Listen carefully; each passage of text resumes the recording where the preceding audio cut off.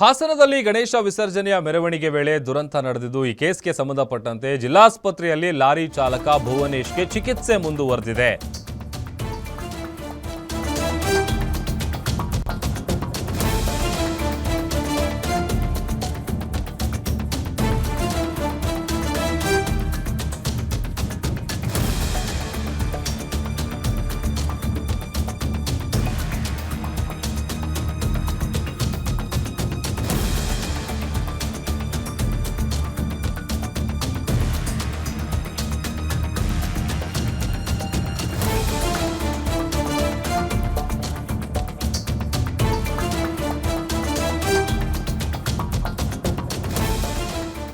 ಹಾಸನದಲ್ಲಿ ನಡೆದಂತಹ ದುರಂತದ ಕೇಸ್ಗೆ ಸಂಬಂಧಪಟ್ಟಂತೆ ಜಿಲ್ಲಾಸ್ಪತ್ರೆಯಲ್ಲಿ ಲಾರಿ ಚಾಲಕ ಭುವನೇಶ್ಗೆ ಚಿಕಿತ್ಸೆ ಮುಂದುವರೆದಿದೆ.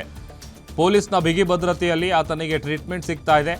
ಹಾಸನದ ಹಿಮ್ಸ್ ಆಸ್ಪತ್ರೆಯಲ್ಲಿ ಜೈಲ್ ವಾರ್ಡನ್ನಲ್ಲಿ ಆತನಿಗೆ ಚಿಕಿತ್ಸೆಯನ್ನ ಕೊಡಿಸಲಾಗ್ತಾ ಇದೆ. ಆತನನ್ನ ವಶಕ್ಕೆ ತೆಗೆದುಕೊಂಡು ಪೊಲೀಸ್ ಭದ್ರತೆಯಲ್ಲಿ ಟ್ರೀಟ್ಮೆಂಟ್ ಕೊಡಿಸುವಂಥ ಕೆಲಸವನ್ನು ಪೊಲೀಸರು ಮಾಡ್ತಾ ಇದ್ದಾರೆ.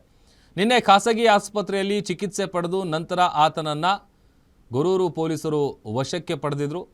ಹಾಗಾಗಿ ಎದೆನೋವು ಇದೆ ಅಂತ ಆತ ಹೇಳಿದ್ದಾನೆ. ಈ ಕಾರಣಕ್ಕಾಗಿ ಮತ್ತೆ ಆತನಿಗೆ ಚಿಕಿತ್ಸೆಯನ್ನು ಕೊಡಿಸಲಾಗ್ತಾ ಇದೆ.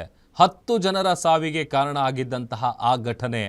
ಭುವನೇಶ್ ಮೂಲತಃ ಹೊಳೆನರಸೀಪುರ ತಾಲೂಕಿನ ಕಟ್ಟೆ ಬೆಳಗುಲಿ ಗ್ರಾಮದ ವ್ಯಕ್ತಿ. ಆತ ಜೈಲು ವಾರ್ಡ್ ಬಳಿ 2 ಪೊಲೀಸ್ ಸಿಬ್ಬಂದಿಗಳನ್ನು ಕೂಡ ನೇಮಕ ಮಾಡಿ ಭದ್ರತೆಯೊಂದಿಗೆ ಆತನಿಗೆ ಚಿಕಿತ್ಸೆಯನ್ನು ಕೊಡಿಸುವಂಥ ಕೆಲಸ ಆಗ್ತಾ ಇದೆ. ಹಾಸನದ ಹಿಮ್ಸ್ ಆಸ್ಪತ್ರೆಯಲ್ಲಿರುವಂಥ ಜೈಲ್ ವಾರ್ಡ್ ಅಲ್ಲಿ ಆತನಿಗೆ ಚಿಕಿತ್ಸೆ ಮುಂದುವರೆದಿದೆ. ಈಗ ಆಲ್ರೆಡಿ ಆತ ಏನಾದರೂ ಮದ್ಯಪಾನ ಮಾಡಿದ್ನಾ, ಕುಡಿದು ಗಾಡಿ ಓಡಿಸಿದ್ನಾ, ಅದಕ್ಕೆ ಸಂಬಂಧಪಟ್ಟಂಥ ಟೆಸ್ಟ್ಗಳನ್ನು ಮಾಡೋದಕ್ಕೆ ಬ್ಲಡ್ ಸ್ಯಾಂಪಲ್ಗಳನ್ನು ಕಲೆಕ್ಟ್ ಮಾಡಿಕೊಂಡು ಲ್ಯಾಬ್ಗೆ ಕಳಿಸುವಂಥ ಕೆಲಸ ಆಗಿದೆ. ಅದರ ರಿಪೋರ್ಟ್ ಕೈ ಸೇರಿದ ನಂತರದಲ್ಲಿ ಗೊತ್ತಾಗುತ್ತೆ ಆತ ಡ್ರಿಂಕ್ ಆ್ಯಂಡ್ ಡ್ರೈವ್ ಮಾಡಿದ್ನಾ ಅಥವಾ ನಿಜವಾಗ್ಲೂ ಅದು ಆತನಿಗೆ ಗೊತ್ತಿಲ್ಲದೆ ಆಗಿದ್ದಂಥ ಎಡವಟ್ಟ. ಬಟ್ ಏನೇ ಆದರೂ ಕೂಡ ಯಾವುದೇ ರೀತಿಯಾದಂಥ ತಪ್ಪು ಮಾಡದೆ ಅಂತಂದಂಥ ಎಲ್ಲ ಅತಿ ಚಿಕ್ಕ ವಯಸ್ಸಿನ ಯುವಕರು, ಹಾಸ್ಟೆಲ್ನ ಸ್ಟೂಡೆಂಟ್ಗಳು ಅಲ್ಲಿ ಸುಮ್ಮನೆ ಬಂದು ನೋಡ್ತಾ ಇದ್ದಂಥ ಅವ್ರಿಗೇನು ಇದಕ್ಕೂ ಸಂಬಂಧನೇ ಇಲ್ಲ. ಅವ್ರು ಮಾಡದೇ ಇದ್ದಂಥ ತಪ್ಪಿಗೆ ಪಾಪ ತಮ್ಮ ಜೀವ ಕಳ್ಕೊಂಡಿದ್ದಾರೆ.